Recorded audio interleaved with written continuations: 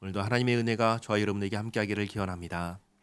아브라함은 하나님의 약속을 믿었습니다. 이 믿음을 하나님께서 의로 여겨주셨습니다. 이 부분을 오늘 조금 더 살펴봅니다. 13절에 아브라함이나 그 후손에게 세상의 상속자가 되리라고 하신 언약은 율법으로 말미암은 것이 아니요 오직 믿음의 의로 말미암은 것이니라.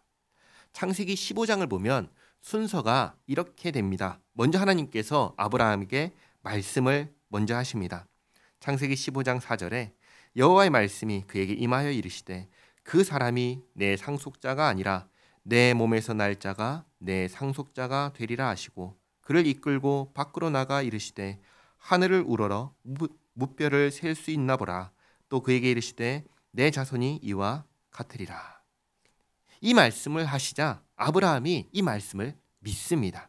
하나님께서 이 믿음을 의로 여기십니다.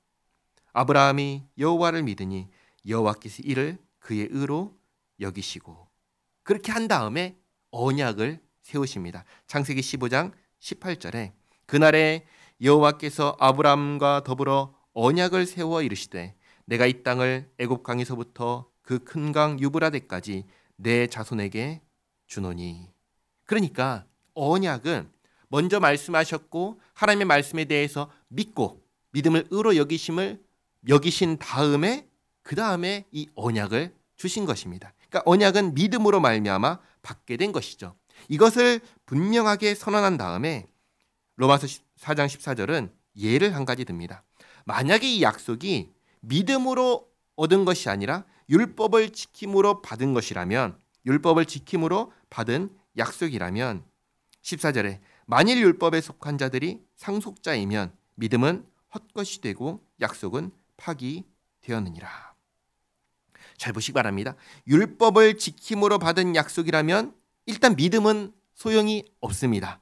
소용이 없는 것이죠. 그리고 율법이 이제 중요한데 율법을 지켰나요? 못 지켰나요?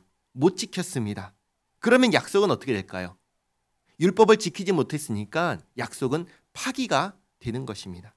파기될 뿐만 아니라 15절에 율법은 진노를 이루게 하나니.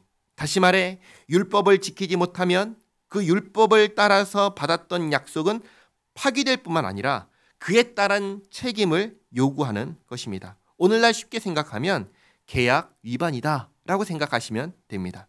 계약을 위반했으니까 당연히 그 위반한 거에 대한 책임을 물을 뿐만 아니라 그 위반한 사람을 향하여 진노가 따라오는 것이죠. 그런데 이것과 별개로 율법에 대해서 한번 생각해 보겠습니다. 어떤 사람들은 이 율법에 대해서 이렇게 질문합니다. 율법이 없는 곳에는 범법도 없느니라. 그러니까 율법이 없으면 법을 어기는 것도 없으니까 율법이 없는 게 좋은 거 아닙니까? 이렇게 질문할 수 있는데 어떻습니까? 법이 있는 게 좋을까요? 없는 게 좋을까요? 당연히 있는 게 좋죠. 우리는 무법천지라는 말을 알고 있습니다. 법이 없는 곳에서 무슨 일이 일어나는지 알고 있습니다. 법이 없는 곳에서는 사람을 죽여도 문제가 되지 않습니다. 남의 물건을 빼앗고 훔쳐도 문제가 되지 않습니다. 왜냐하면 법이 없기 때문입니다. 그게 좋은 건가요? 전혀 그렇지 않지요. 그래서 법은 있어야 합니다. 법은 좋은 것입니다. 다시 본래 이야기로 돌아와서 만약에 언약이 율법을 지키는 자에게 주어지는 거라면 이미 율법을 지키지 못한 시점에서 언약은 파기되어 버린 것이 됩니다. 그러나 다행히도 언약은 율법을 지키는 자에게 주어진 것이 아닙니다. 그러면 누구에게 주어진 걸까요? 16절에 그러므로 상속자가 되는 그것이, 다시 말해 언약이 율법이 아닌 은혜에 속하기 위하여 믿음으로 되나니 이는 그 약속을 그 모든 후손에게 굳게 하려 하심이라. 모든 후손이 받게 하려 하신 것입니다. 계속해서 반복해서 하시는 말씀인데 믿음이 아니라 율법으로 되는 것이면 율법을 지키지 못한 자들은, 율법을 지키지 못한 사람들은 약속을 받지 못합니다. 그러니까 약속을 모든 후손이 받게 하려면 율법으로는 안 되는 것입니다. 율법에 속한 자에게뿐만 아니라 아브라함의 믿음에 속한 자에게도 그러하니 아브라함은 우리 모든 사람의 조상이라.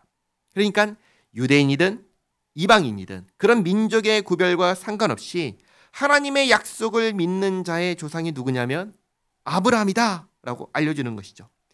17절에 기록된 바 내가 너를 많은 민족의 조상으로 세웠다 하심과 같으니, 많은 민족의 조상이니 유대인뿐만 아니라 모든 민족입니다. 모든 민족 중에서도 아브라함처럼 하나님의 약속을 믿는 사람의 조상이 아브라함입니다. 그러면 이제 아브라함의 믿음이 무엇이냐? 다시 한번 설명합니다. 그가 믿은 바 하나님은 죽은 자를 살리시며, 이때 아브라함의 몸이 죽은 것 같이 되었지만 하나님께서는 죽은 자를 살리시는 하나님이시라고 믿었기에 이것이 문제가 되지 않을 거라고 믿었고, 또 없는 것을 있는 것으로 부르시는 이시니라. 아브라함에게는 상속자가 없었지만 하나님은 없는 것을 있는 것으로 부르시는 하나님이시라고 믿었기에 이것 또한 문제가 되지 않을 거라고 믿었던 것입니다. 그러니까 아브라함은 하나님을 이렇게 믿은 것입니다. 죽은 자를 살리시는 하나님, 즉 부활의 하나님이시고 없는 것을 있는 것으로 부르시는 하나님, 즉 창조의 하나님이십니다.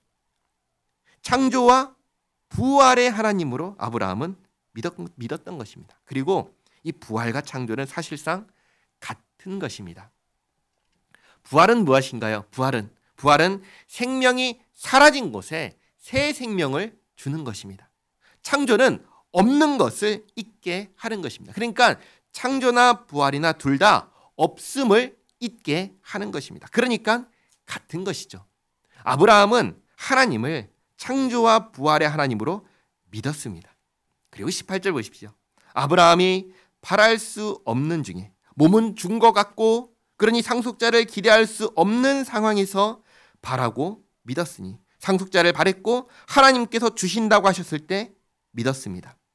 이는 내 후손이 이 같으리라 하신 말씀대로 많은 민족의 조상이 되게 하려 하심이라. 그가 100세나 되어 자기 몸이 죽은 것 같고 사라의 태가 죽은 것 같음을 알고도 믿음이 약하여지지 아니하고 믿음이 없어 하나님의 약속을 의심하지 않고 믿음으로 견고하여져서 하나님께 영광을 돌리며 약속하신 그것을 또한 능히 이루실 줄을 확신하였으니 그러므로 그것이 그에게 의로 여겨졌느니라.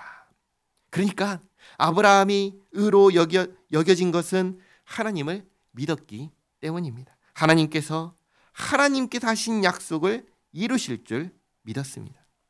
23절에 그에게 의로 여겨졌다 기록된 것은 아브라함만을 위한 것이 아니요 의로 여기심을 받을 우리도 위함이니 곧 예수 우리 주를 죽은 자 가운데서 살리신 이를 믿는 자니라. 아브라함이 상속자를 약속하신 하나님을 믿어 의롭다 여김을 받은 것처럼 우리도 예수님을 죽은 자 가운데서 살리신 하나님을 믿어 의롭다 여김을 받는 것입니다. 똑같이 믿음으로 의롭다 여김을 받는 것입니다. 그럼 마지막으로, 그렇다면 예수님은 왜 죽으셨습니까? 25절에 예수는 우리가 범죄한 것 때문에 내줌이 되고, 그러니까 예수님의 죽음은 우리를 죄에서 건지기 위한, 죄에서 구원하기 위한 죽음이었습니다.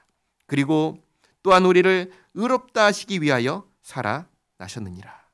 무슨 말이냐면 우리가 의롭다 여김을 받으려면 어떻게 해야 되죠? 믿어야죠. 그런데 그냥 믿을 수가 있나요? 그냥 믿을 수가 없죠. 그러니까 믿기 위해서는 뭐가 있어야 되냐면 증거가 있어야 합니다. 예수님께서 십자가에 못 박혀 죽으시기 전에 계속해서 이 말씀을 하셨습니다. 세상 죄를 지고 가는 어린 양으로서 예수님께서 죽으시고 십자가에 높이 들리실 것인데 그것으로 끝나는 것이 아니라 제3일에 다시 살아나리라. 예수님께서 이 말씀을 하신 후에 말씀하신 대로 죽고 그러나 다시 살아나는 일이 없다면 예수님의 말씀은 뭐가 되나요? 거짓말이 되죠. 왜냐하면 내가 어린 양으로 죽고 그리고 제3일에 다시 살아난다 라고 말씀하셨는데 그 부활이 없으면 어떻게 돼요? 믿을 수가 없는 것이 되죠. 하지만 예수님께서 말씀하신 대로 다시 살아나시면 그러면 다릅니다. 성경과 예수님의 말씀이 사실이다라는 것이 분명하게 드러나는 것이죠. 그래서 이로써 우리는 믿고 의롭다 여김을 받게 된 것입니다. 잘 보시면 예수님의 죽음도 우리를 위한 죽음이요, 예수님의 부활도 우리를 위한 부활인 것입니다. 이렇게 우리를 위하여 이 모든 일을 하나님께서 이루셨습니다. 하나님께 감사하며 또 하나님을 영화롭게 하며 살아가는 우리 모두가 되기를 바랍니다. 기도하겠습니다. 좋으신 하나님, 율법으로는 도무지 언약을 받을 수 없기에 율법이 아닌 믿음으로 언약을 받게 하신 하나님 감사합니다. 또 율법 아래에서 범죄하여 진노 가운데 있는 우리를 구원하기 위하여 아들 예수님을 보내주셔서 예수님 안에서 죄 사함을 받고 언약의 상속자가 되게 하신 은혜에 감사합니다. 하나님, 우리를 위하여 이 모든 일을 행하신 은혜가 얼마나 크신지요, 우리가 다 알 수 없으나 항상 이 은혜를 기억하며 이 은혜 안에 거하며 살아가는 우리 모두가 되게 하옵소서. 예수님의 이름으로 기도하옵나이다. 아멘.